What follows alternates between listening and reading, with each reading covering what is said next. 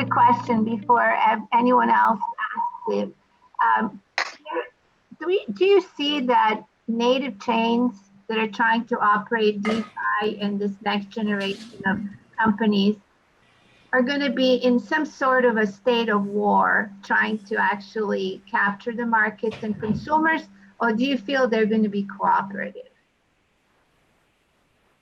This is for Omar and Brad.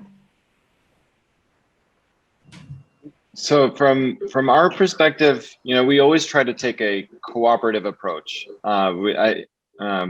It's not just me. I think across Dash Core Group, I think we all share the same sentiment that we're all working towards the same goal. And so it doesn't, so we should be working on this together. And so we actually do work with other networks. I speak with other networks. We are looking to, like I mentioned earlier, we work with some of those other networks in order to get into DeFi as well. So it's more of a collaborative approach, although to say that's not going to be the case. I think the standard, I think it can get kind of tribal. Yeah, but also think about it.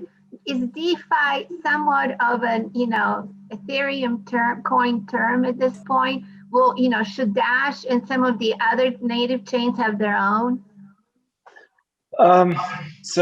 Well, they can. Should they have their own? I don't know if there will be a market for it unless it's a really creative way of doing it. The ERC20 has some features and functionalities that make DeFi possible. And so I guess the goal is always, though, to find a way to kind of retain users on your platform in order to find that use case, and that will make everything just click the way Ethereum did. So definitely that would be the goal. Although, say from Dash Core's perspective, outside of having people build on the platform, we're just, I think, exploring DeFi right now through these ventures. So I'd say that, and we usually try to lead the pack. So I'd say that I think this side of native blockchains, we're still exploring it, so dipping our toes in, so to speak. Yeah. What do you think, Brad? Where is this all going?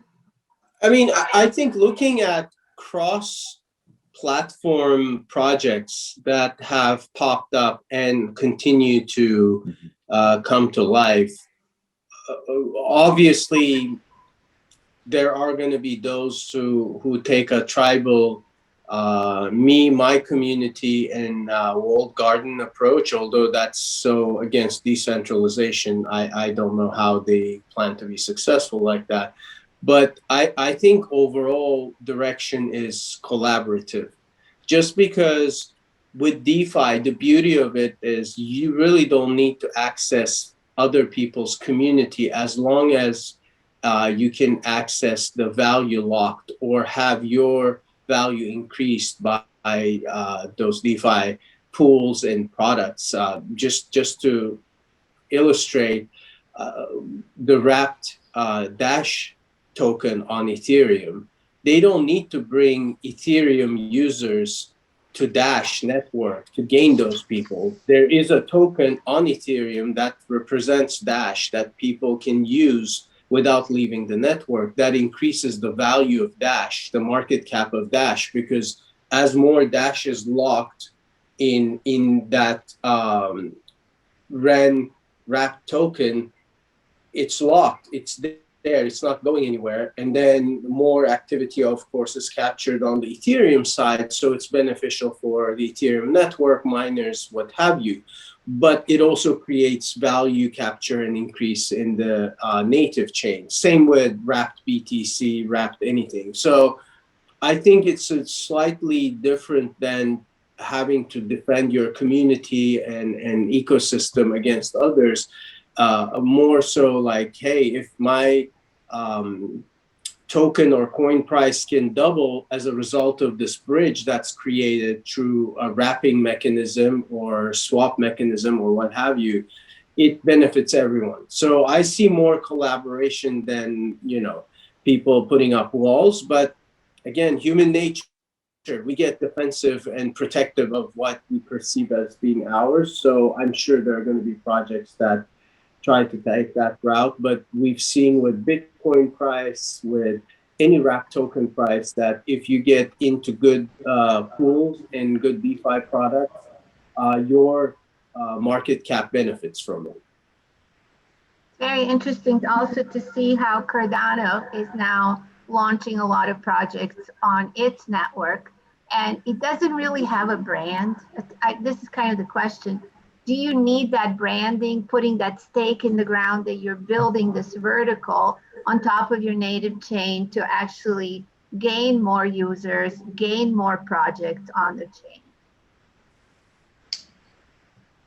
I'm not sure I understand the question fully, but you always need a brand. And I think maybe I differ in opinion as far as Cardano goes. Cardano had a very, very strong brand from the beginning. It was just not very popular and practical, and sometimes misunderstood.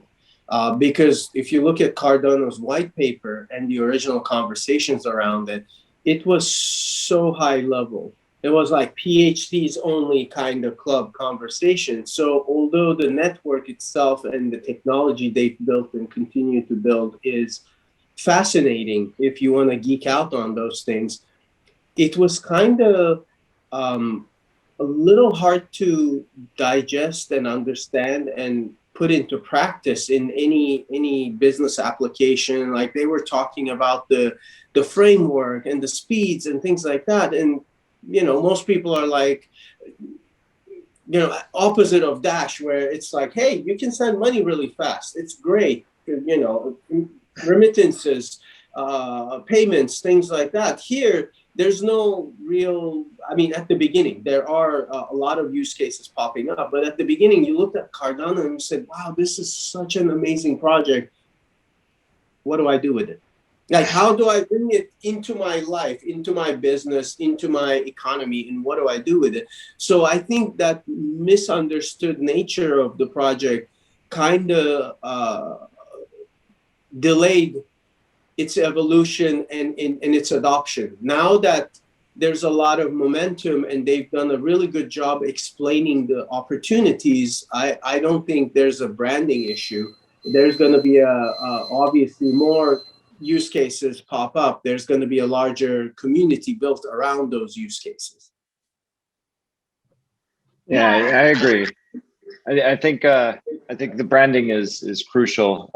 When we came out with any feature, we always attributed it to a name. We pushed a brand out there, tied it to Dash, but let's say InstaSend, Chainlocks, the Dash FastPass network, all of those have a brand within a brand. And this push out there helps people identify with it, understand it, to your point, Brad, and also be able to, look for, know what to do with it. It does so with instant send, for example. That's what the name is. It's instantly send. Chain locks. It locks the chain. So Dash platform, you can build on it, right? So we try to make it. This is part of the whole user experience push. You've got to simplify everything so that you're not leaving anybody out. Everybody can understand it. Everybody knows how to use it, and the users can make the decision from there as to whether they want to participate or not. We all have a limited amount of time in the day. So this does help. I want to compliment you guys for the term simple to use. You hear that so seldom. I'm in a lot of meetings where people try to outsmart each other, and I remind them of a meeting I had long ago with Nolan Bushnell at Atari, when he said, here's my direction to my engineers for the video game. Insert quarter, kill space aliens. and people forget that nowadays people get frustrated easily. Simple to use is so rare and so valuable. Agreed. So I got a question here. Mariana's got me looking into NFTs for what could be the use cases in the media and entertainment space and feature films and things like that. So I sit on the engineering side, and I'm now asking the question, how do I build a proof of concept? Which platform should I start with so that I can avoid all this concept of tribalism or getting, penned in a corner somewhere that I don't need to be? Where would you start today?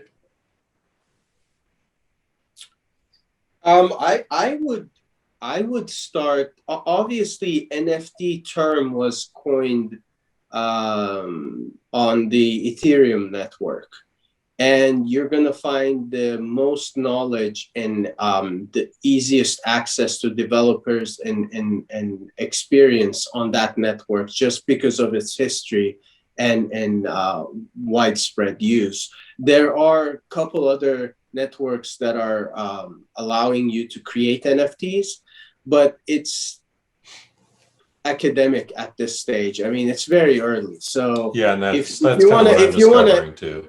yeah, if you want a quick start on Ethereum and make life easy for yourself, and then once you have a proof of concept, once you start testing the technology, if it turns out the fees are too much, don't work, the speed is not there, you can start experimenting with the newcomers and or build your own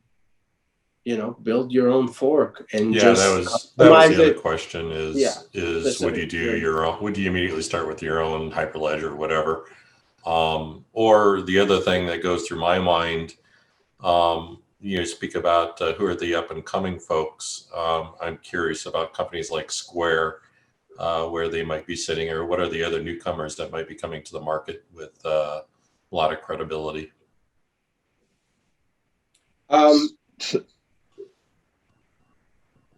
Go ahead. Sorry.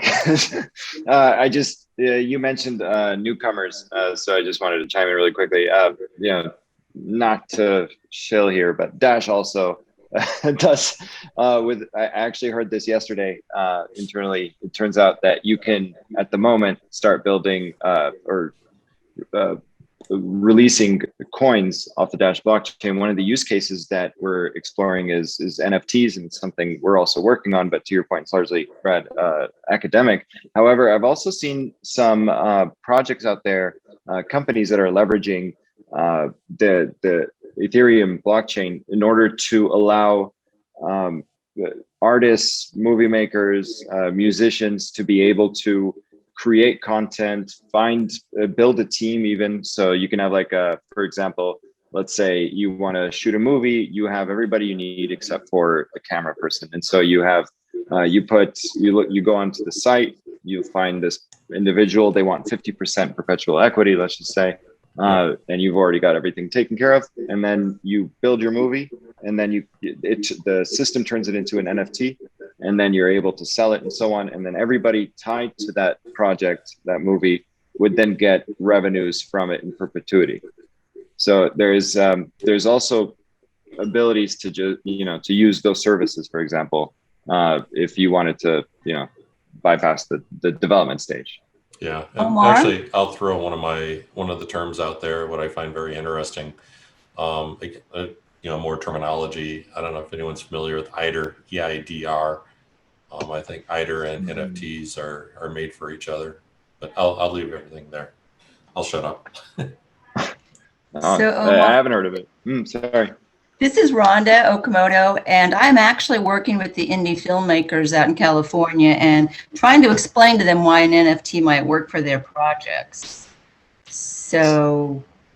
Yeah, so and I'm sure Brad would have more information on this, but the way I understand it is that you're able to have your, basically you're able to track all the uses of this, all the sales of your project, and it'll be stored on the blockchain. And then that way you're able to track your revenue more closely, more accurately. You'll be able to get, what's owed to you and so on. And then there is a growing market for NFT acquirers. Now, it still hasn't gone into mainstream yet, where you have, let's say Hollywood and other, big industries starting to take shape, but you have the beginnings of it. And so at this point, it's mainly indie. And I think, for that specific market segment, I think it'd be very useful. So I have a question about Dash because I was listening to the Chainalysis reporting on DeFi and the hacks that are going on, and it's because it's open source. I don't know what you can really do because the criminals study the source code and then they know how to hack. I don't know what can be done at that point because DeFi is the target for 2021, I think. Yeah. Well, with Dash, it's a bit different. So we have we were aware that in advance, so we created something called chain locks, and what it does is and the other feature is to send. Together, they work to prevent chain reorganizations. So basically, introducing a fake chain to replace the actual chain, as well as it monitors block sizes. So the way it's designed on the back end is that there's another layer that confirms it before the miners and is able to lock it so that no one's able to change anything. So as a result, we're unhackable. You would need about billions of dollars essentially to hack it and then lose all those billions. Just to come back to the brand point I was making earlier, Dash did a great job, digital cash, Dash, it's like perfect. All the branding was consumer friendly and really thought through well. But what I think Ethereum did for the first time in my career, accelerating startups for a couple of decades, they own a vertical, they own DeFi. They own NFTs, not just one vertical, they own two verticals. And you can only build these verticals on their network. That's the perception of the whole market. I've never seen that happen within one company. Google didn't own search. There were about 14 other companies competing with Google and they sort of won out. But I've never seen anyone own a vertical inside a company, not just one, but two, that are the hottest thing on the planet Earth right now. I mean, have you guys seen anybody else competing in that way? Well, if you create the vertical, it kind of goes without saying that you own it. I mean, before Ethereum and Ethereum virtual machine, there was no way to have smart contracts or distributed there was distributed computing, but with SETI program and things like that, not in a way where you could program anything you want and then run it on 100,000 machines that you have no control over, but that trust you to, do the calculations and allow you to use them and things like that. So I think it is very unique, just like you put it. I agree that wasn't done before. Going just briefly back to Rhonda's question about NFTs. NFTs work for artists because what is the challenge of digital art?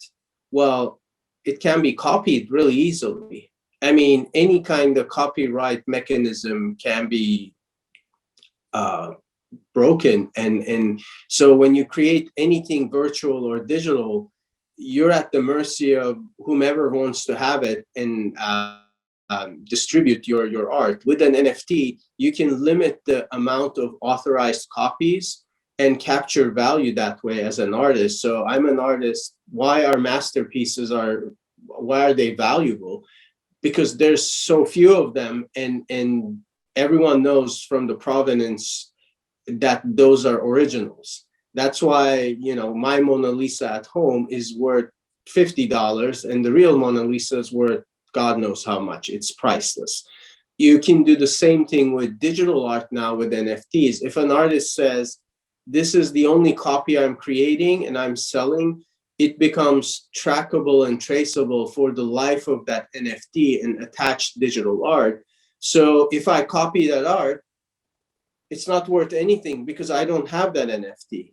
I can't prove that the artist gave me. I just took a screenshot because I liked it and now I'm distributing it and it has zero value, whereas the original NFT may be worth hundreds of thousands of dollars. So that's the simplest way for an artist to authenticate and capture the value of an art. And then you go into more complex scenarios like getting rental fees and things like that from NFTs, where you can loan the piece to someone and they pay you daily or monthly or yearly without owning it. And you can do some really interesting monetization models that are only possible because of the NFT attachment to that piece of art.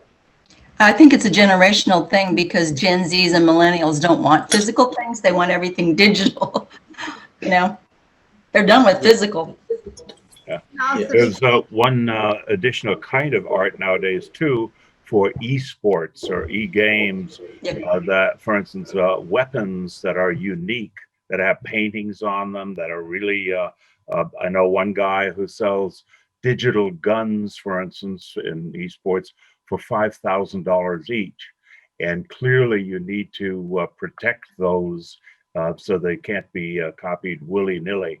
That's a huge, huge market of clothing and sports and objects for esports that needs to be protected NFT style. yeah, it's endless. I think NFTs are digitization of assets, and creating value out of them is probably an endless endeavor that's going to take many, many more years to develop in different segments.